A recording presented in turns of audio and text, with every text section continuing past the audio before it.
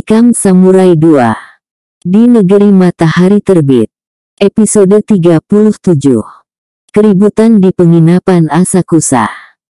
Tokyo, Kyoto dan Nagasaki atau kota manapun di Jepang saat ini, keadaannya sama saja. Di mana-mana tentara Amerika kelihatan mondar-mandir. Di mana-mana orang kelihatan dicekam rasa takut dan penuh ketergesaan. Dan di mana-mana kelaparan dan kekacauan ekonomi merajalela. Itulah Jepang di tahun 50-an.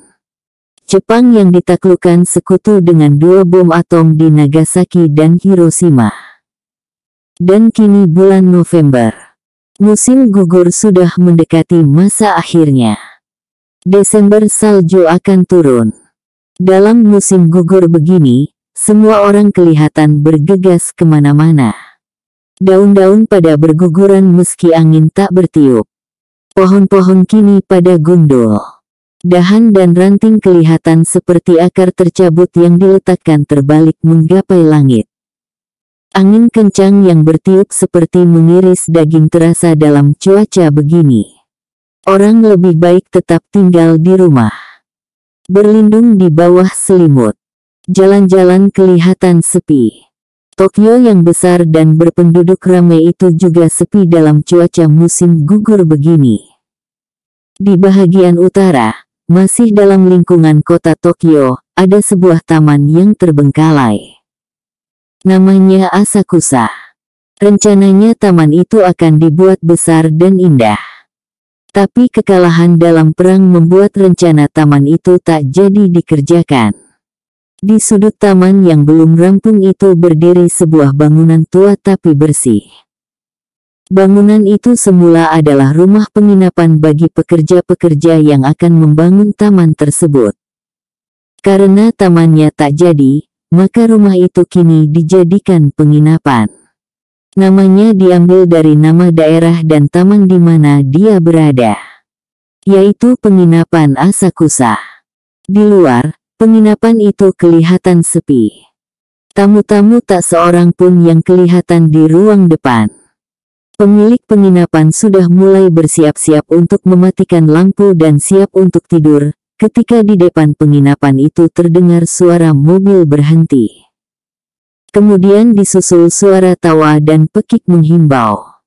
Setelah itu suara derap sepatu dan suara cekikikan perempuan. Pemilik penginapan itu segera bersinar wajahnya. Suara seperti itu pastilah pertanda uang masuk. Dia segera mendorong yaitu pintu yang bisa didorong ke kiri dan ke kanan yang terbuat dari kertas berbingkai kayu. Dan 3 orang serdadu Amerika dengan seragamnya yang mentereng segera saja masuk ke ruang tamu.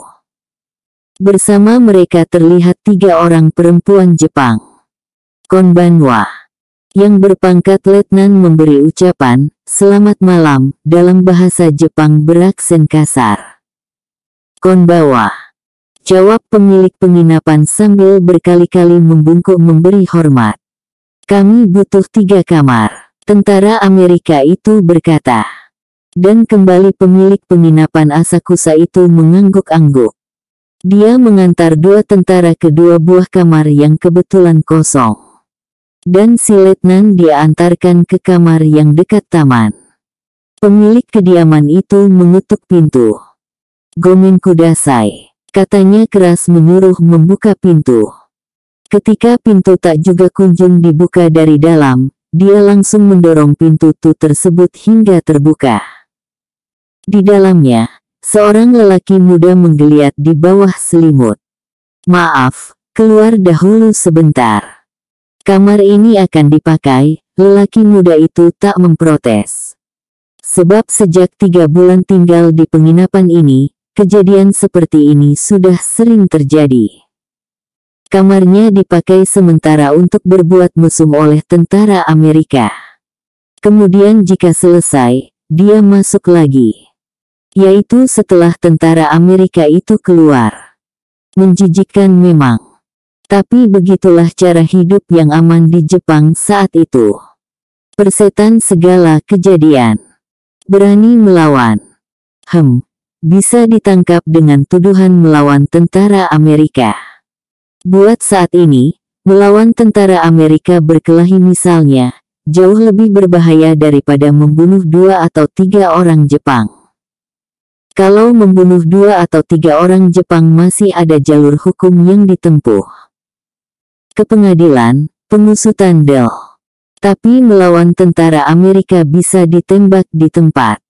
Tak peduli salah atau benar. Sadar akan hal inilah makanya anak muda itu lalu bangkit. Kemudian memakai pakaian seadanya. Lalu melangkah keluar kamar. Di pintu langkahnya tiba-tiba berhenti. Menatap pada gadis yang tegak dengan mata sembab bekas menangis di samping tentara Amerika. Gadis itu amat cantik. Berambut hitam berhidung mancung dan bermata gemerlap. Tapi bukan kecantikannya itu yang membuat langkahnya terhenti. Gadis itu pernah dia lihat 2 hari yang lalu. Tapi ingatannya hanya sampai di sana. Gadis itu telah ditarik oleh letnan ke dalam. Dan pintu itu ditutupkan oleh pemilik penginapan. Di dalam kamar, lelaki muda itu mendengar gadis tadi. Suara bergumul seperti orang berlarian di dalam kamar tersebut. Dia mengumpulkan ingatannya lagi. Bukankah gadis itu yang dia temui 2 hari yang lalu di Jalan Ginza? Saat itu dia akan pergi ke Shibuya mencari temannya sekapal dulu. Dia bingung harus naik apa. Ada kereta api, tapi dia tak tahu pasti apakah kereta itu akan ke Shibuya. Tengah dia kebingungan begitu, dia melihat seorang gadis lewat mengapit buku. Bergegas dia mendekati gadis itu dan membungkuk hormat. "Sumimasen, kono densa wa Shibuya e ikimasuka?" Numpang tanya, apakah kereta listrik ini pergi ke Shibuya? Tanyanya dalam bahasa Jepang yang terasa kaku. Gadis itu menoleh. Dan selintas saja dia melihat betapa cantiknya gadis Jepang tersebut. Berumur paling banyak baru 18. Berambut hitam panjang. Berhidung mancung dan bermata gemerlap dengan tubuh yang indah. Tapi gadis itu segera saja melotot lalu meneruskan perjalanannya tanpa menjawab sepatah pun. Dia jadi malu. Dan kini, bukankah gadis itu yang ada dalam kamar bersama tentara Amerika itu? Gadis cantik yang sombong. Ternyata jadi gula-gula tentara Amerika. Dia menarik nafas panjang. Duduk bersandar di kursi di lorong di depan kamarnya itu sambil berkelumun kain sarung. Dari kamar-kamar yang lain dia dengar suara tawa cekikikan perempuan. Tapi dari kamarnya yang dia tinggalkan tadi, dia mendengar suara orang bergumul. Suara rintihan perempuan. Suara caci maki tentara Amerika itu. Suara kain robek. Oh jangan. Jangan, jangan. Suara gadis itu terdengar menghibah-hibah. Dan tiba-tiba pula, lelaki yang duduk berkelumun kain sarung di luar itu, yang tak lain dari si bungsu jadi tertegak. Gadis itu jelas tak menyukai perlakuan tentara Amerika tersebut. Dia mendengar betapa sejak tadi sebenarnya gadis itu lebih banyak meronta, menghindar dari perbuatan buas serdadu itu. Ketika dia dengar gadis itu kembali bermohon menghibah-hibah, si bungsu segera teringat pada kakaknya yang diperkosa Saburo Matsuyama. Dan tanpa dapat dia tahan, tiba-tiba pintu itu dia renggutkan dengan kasar. Letnan Amerika itu terhenti. Si bungsu melihat gadis itu terduduk lemah dengan pakaian yang compang camping di sudut ruangan. Sementara letnan itu dengan tubuh yang hampir telanjang berusaha menyeretnya kembali ke atas kasur. Tentara Amerika itu mendelik padanya. "Get out!" Letnan itu berteriak berang. Namun si bungsu dengan mata yang menatap dingin, tetap tegak mengangkang di pintu. Menatap dengan wajah penuh benci pada tentara Amerika tersebut. "Keluar, setan!" Tentara Amerika itu kembali menghardik. Lebih baik Anda yang keluar. Gadis ini tidak mau diperlakukan demikian. Cari saja perempuan yang lain. Suara si bungsu terdengar datar. Dengan suatu geraman seperti macan kelaparan, letnan bertubuh besar itu menerkam si bungsu. Rasa berkuasa sebagai tentara yang menang perang membuat tentara ini menganggap semua orang bisa dia makan. Namun terkamannya terhenti separuh jalan. Si bungsu menanti terkaman itu dengan suatu tendangan telak. Kakinya mendarat di kerampang letnan yang hanya bercelana kotok kecil itu. Terdengar dia mengeluh. Matanya mendelik. Kemudian dengan sempoyongan sambil memaki panjang pendek, dia berjalan kenggukan pakaiannya. Dan tiba-tiba dia membalik dengan pistol di tangan. Namun nasib tentara ini bernasib malang. Anak muda yang dia hadapi itu ternyata seorang yang sangat peka terhadap perkosaan. Di hatinya telah tergores luka dan dendam yang luar biasa akibat perkosaan yang dilakukan pada kakaknya bertahun-tahun yang lalu di Si-7 Ladang Laweh.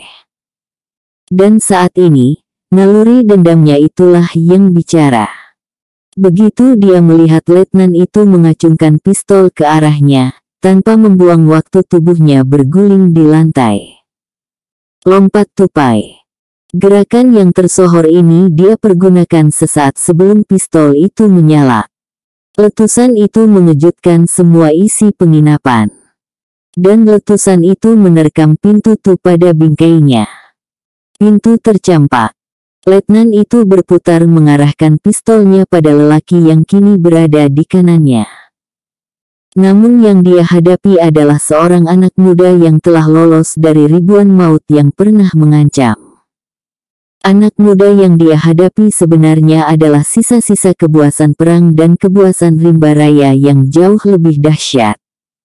Kini anak muda itu tegak di sisinya dengan sebuah tongkat di tangan kiri. Dan begitu dia berniat menarik pelatuk pistolnya, saat itu pula tangan anak muda itu bergerak. Segaris cahaya putih yang sulit untuk diikuti kecepatannya, berkelabat. Dan saat berikutnya adalah rasa perih yang sangat pada tangan si letnan.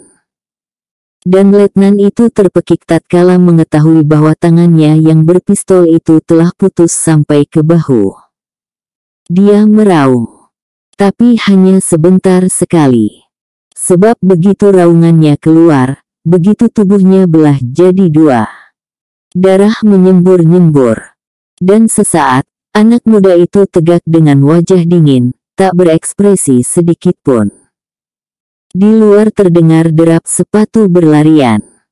Seseorang muncul di pintu dengan bedil di tangan. Dia adalah sersan yang tadi datang bersama letnan yang mati itu. Matanya terbeliak melihat darah dan tubuh yang pontong di lantai. Lalu tangannya yang berbedil stengun tersebut. Tapi hanya sampai di sana gerakannya. Sebab setelah itu gerakan anak muda dari Gunung Sago itu terlalu cepat untuk bisa diamati. Tubuh sersan itu melosoh ke lantai dengan dada dan perut belah. Mati dia. Dan setelah itu yang terdengar adalah hiruk-pikuk. Si bungsu sadar bahwa maut mengancamnya. Dia menyambar bungkusan kecil miliknya di sudut ruangan. Kemudian melompat ke belakang. Dan lenyap pada gelapnya malam. Di penginapan suasana jadi sangat heboh. Sebab peluit dan sirena mobil tentara terdengar meraung-raung. Penginapan itu dikepung dalam waktu singkat. Tak seorang pun boleh keluar. Bahkan semut pun akan diketahui bila keluar dari penginapan itu. Demikian rapat dan telitinya tentara Amerika mengepung penginapan itu dalam rangka mencari pembunuh kedua serdadunya. Namun saat itu, si bungsu telah berada jauh sekali dari sana. Dia hafal jalan-jalan memintas dari penginapan ke berbagai arah. Sebab dia sudah 3 bulan menginap di sana. Dia tak berani naik taksi. Sebab orang akan mengetahui kemana dia pergi. Dia segera ingat, di daerah Ochanomizu dan Yotsuya ada terowongan bawah tanah. Terowongan ini pada awalnya adalah untuk riol air. Tapi dibuat sedemikian besarnya sehingga sebuah truk bisa masuk. Dan terowongan itu bersimpang siur di bawah tanah. Terbuat dari beton. Sementara di atasnya ada jalan raya, jalan kereta api atau bangunan. Dan di zaman Perang Asia Pasifik, di mana Jepang menerjunkan diri, malah bergabung dengan fasis Hitler di Eropa, terowongan bawah tanah itu ditingkatkan menjadi lubang perlindungan. Yaitu menjaga kemungkinan sewaktu-waktu Tokyo diserbu tentara sekutu. Terowongan itu bisa memuat ratusan ribu penduduk. Tapi ternyata terowongan itu tak pernah dimanfaatkan. Artinya tak pernah dimanfaatkan untuk perlindungan peperangan. Sebab tentara sekutu tak pernah menyerbu Tokyo. Mereka hanya menjatuhkan 2 buah bom atom di Hiroshima dan Nagasaki. Dan itu sudah cukup melumpuhkan seluruh Jepang. Sebab kedua kota ini adalah kota utama menghimpun kekuatan militer Jepang. Di kedua kota inilah terutama Hiroshima seluruh persenjataan bala tentara Jepang dibuat. Kota ini adalah kota industri senjata. Dan begitu bom meluluhkannya, maka lumpuhlah kekuatan bala tentara Jepang. Kini tentara Amerika memang datang ke Tokyo. Tapi penduduk Tokyo tak perlu lagi bersembunyi ke dalam terowongan. Sebab tentara Amerika datang sebagai penguasa baru. Dan rakyat Jepang juga tak seorang pun yang mengangkat bedil melawan Amerika. Mereka menanti sebagai orang dikalahkan. Si bungsu berniat ke terowongan itu. 3 bulan di Tokyo sejak kedatangannya dari Singapura, dia telah mengenal cukup banyak tentang kota ini.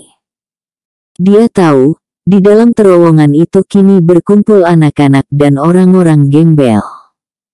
Berkumpul para perempuan lacur. Ya di sanalah tempat yang aman bagi gembel dan pelacur murahan. Jumlah mereka ratusan orang. Di musim-musim tertentu jumlahnya bisa mencapai ribuan. Tentara Amerika atau lelaki Jepang yang berhasrat tak usah payah-payah mencari hotel. Cukup masuk ke terowongan itu dan berbuat di sana. Gembel-gembel serta anak-anak terlantar yang ayahnya mati dalam peperangan juga aman di sini.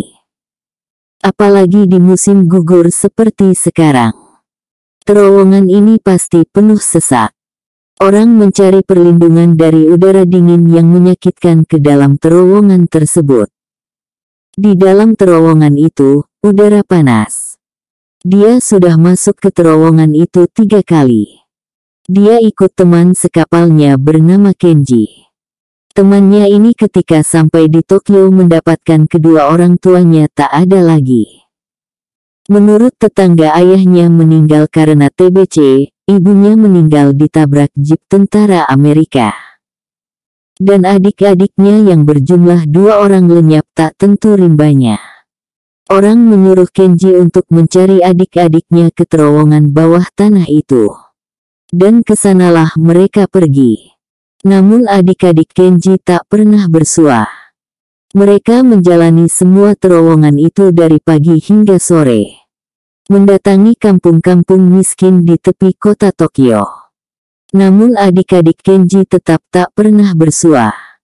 Dari Kenjilah si bungsu banyak mengenal kota ini.